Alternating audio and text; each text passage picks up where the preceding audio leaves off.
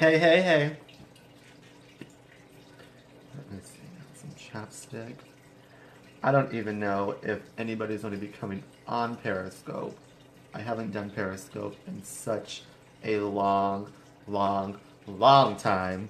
But it's okay. I always come back anyways. I don't really care too much for the Facebook Live. Hey, hey, hey. Who's that?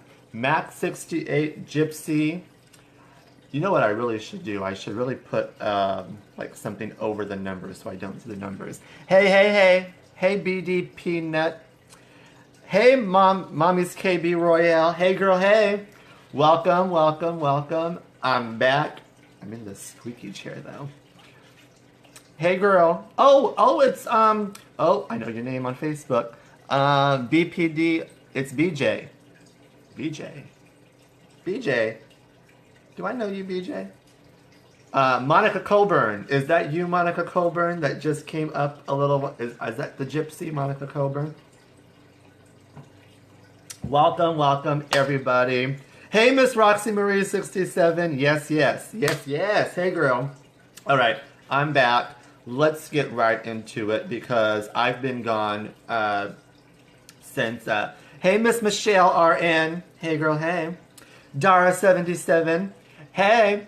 So I've been gone since I think before Mercury retrograde, and I talked about all that crazy stuff.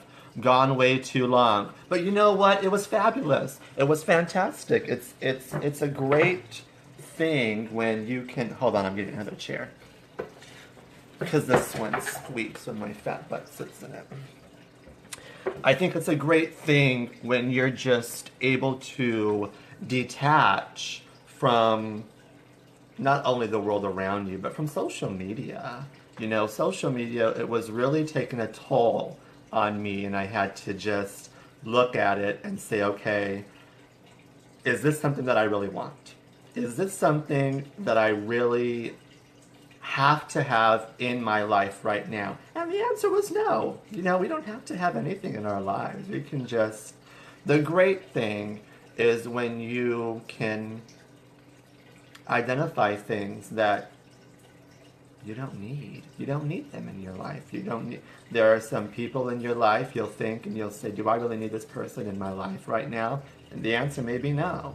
But you're holding on to it. And that's what I'm going to talk about today. Tuning up that instrument, because the way I see myself is as an instrument in this beautiful, beautiful, beautiful universe that we live in. Because universe, the universe, the word una means one, and verse comes from song. So one song, I see myself as an instrument, and I've talked about that before. So as an instrument, I think it's very important to practice your craft every day, to tune up your instrument every day, to get in tune with the universe, to be in alignment, because when we're off of alignment, that's when things go rocky. We start looking for answers in all these other places. We look for answers in relationships. We look for answers in, our business. We look for answers in the stars and the heavens and the moons, when in reality, the answers are all, I said this before, they're all found within. Get in tune with that. The law of attraction, people have been asking me about a lot of the law of attraction, like why is this happening to me, why is this happening to me, why is this happening to me? And I wouldn't take that class to find out why stuff is happening to you. I don't know why stuff happens to you. I don't even know why stuff happens to me, but I know that there's always, always, always a solution for the stuff that happens to me. I found the moment I was able to be in tune with everything that was going on around me, that's when my life really changed. The whole Mercury retrograde thing, I talked to my friend Leo about it, and he said, oh, the last one, I went crazy the last Mercury retrograde. And I said, well, did you know what it was last time? He said, no. I said, then you weren't prepared for it. He said, no. I said, were you prepared for this one? And he said, yes. And I asked him, I said, what changed this time that didn't happen for you last time. And he said, this time it's been amazing.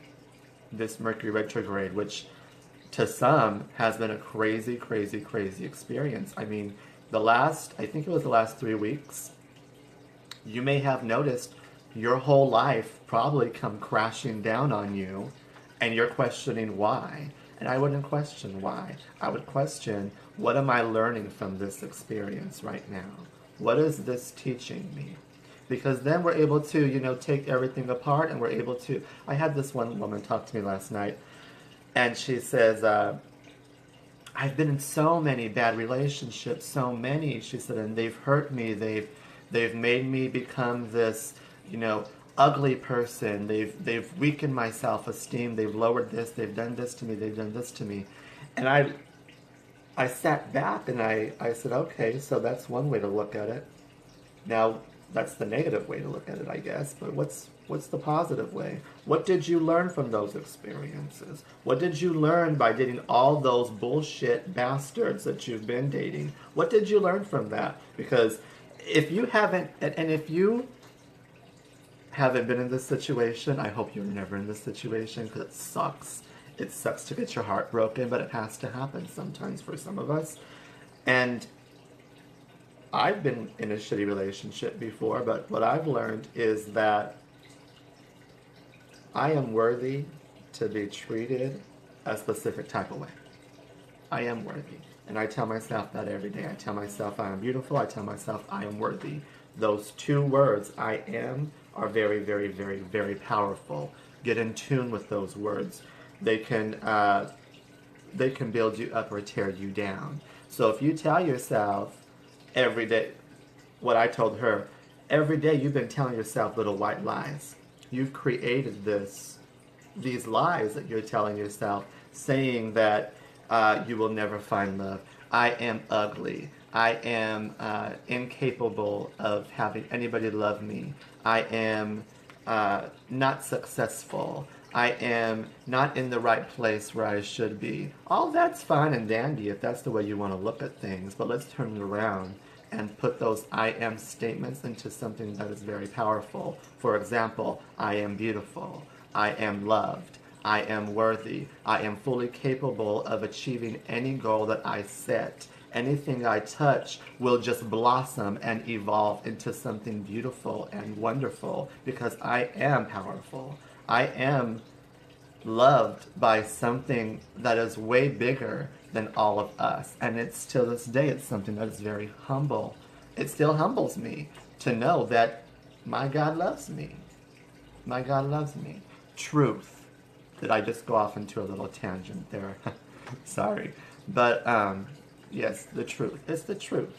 It's the truth. You can, play this song with your instrument. How many people do you know that come into your life? You go like this, they're playing the world's tiniest little violin. Woe to me, nothing good comes my way. There are no opportunities for me. There is no this. Oh, my life sucks. Shut up! That's what I feel like telling those people sometimes. I feel like shaking them and saying, shut up. We live in a perfect universe.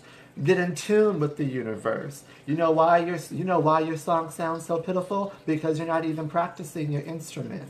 You're worried about the future. You're focusing on the past, never living in the moment. What do you have right here? Look around you. Get off your cell phone. Get up, look up and around you. Everywhere. This world is full of opportunities, especially if you ask for them. And I think what sucks is that people ask for opportunities, and the opportunity comes to them, and they just poo-poo it. Oh, no, that's not for me. No. They're sitting here asking, why me? Why can't something good come into my life? Why can't something good come into my life? Why can't this? Why can't this? And then you approach them with something good, and they say, oh, no, that's not for me. No. It's like you're not able to identify those opportunities, because you wouldn't know what an opportunity was if it slapped you across the face with one. That's why. Those people have to get... I wish people would just get in tune and understand that we are very, very powerful beings. We have everything that we need at our fingertips inside of us. The book Attractor Factor is a great book. Well, I'm going to have to read Attractor Factor. Right now, I'm reading a book called The Leader with No Title. And it's wonderful because it teaches not only us business owners, but for those of us who work every day, no matter what your work is, whether your work is a CEO of a huge corporation, or whether your work is, I don't know, cleaning hotel rooms as a maid, you know. It teaches us how to give our best 100%, how to be that leader with no title. I've always been a leader with no title. I don't need titles. I don't need labels. Labels are for clothing. That's the way I see things. When you put a label on, when you allow somebody to put a label on you, that gives you a limitation. For example, when they say, oh, you're a makeup artist, oh, then you can't possibly be a marketing expert. Why? You can't possibly be, what else do they call this guy? He was like, are you a preacher? You can't possibly be a preacher if your job title is makeup artist, right? Do you see how that limits you? In the gay community, I had a hard time finding my place because I wasn't small and skinny enough to be a twink, but I was too hairy to be a bear. And because I wasn't really pretty, I couldn't really fit in with the drag queen. People are going to try to put you in a little box. People are going to try to put their little labels on you. Don't let them. You be yourself. You brand yourself. You find that God that is within you, and you become that. You just be everything that you were meant to be. I was watching RuPaul's Drag Race, and one of the drag queens, they said, you are a jack of all trades, but a master of none. I have missed you. Is that Serena Cha-Cha? Hey girl, hey. She said, I'm a jack of all trades, but a master of none. And I thought, why do you have to be a master of anything? Why? Why do you have to be the top salesperson in your company? Why do you have to be the top recruit? Why? Why can't you just be? Why can't I be just Jack.com in all my glory? And whatever it is I want to give out into this world, why can't I be all of that and some more? Why? Who's stopping me? Who's stopping you? Those labels are going to stop you. Get in tune with whatever it is that you were destined to become. Get in tune with that. Find out what's standing in your way, slap it across the face, and say, no, you don't control me. Those old relationships, all that stuff that happened to us in the past, before this very moment, and what I'm talking about is whenever you're watching this, I don't know if it's going to be on a blog post, if you're live on Periscope, or it's going to be 5 years from now on a YouTube video.